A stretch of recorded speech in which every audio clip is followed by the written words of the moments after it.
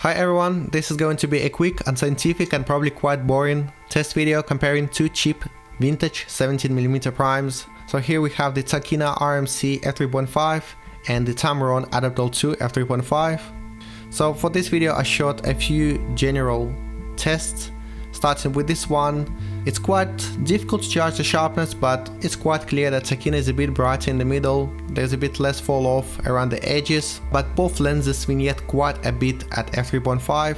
At 5.6 though, vignetting reduced significantly and images look much more balanced. Now judging from 200% crops, Tokina just about edges ahead of Tamron in terms of sharpness at f3.5, but by f5.6 and f8 they look pretty much identical. For my second test I shot my camera against bright sky to see how contrast is affected.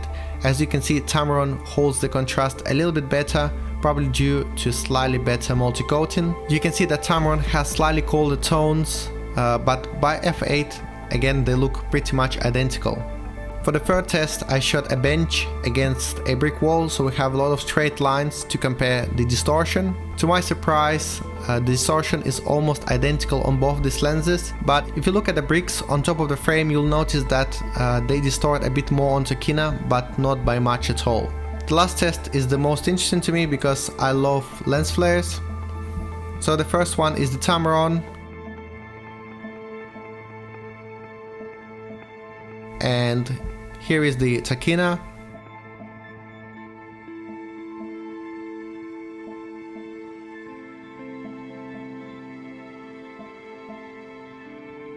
Just for comparison, here we have the modern Sony 16mm f2.8. I'm sure you will agree it looks quite boring, but sometimes that's exactly what's needed.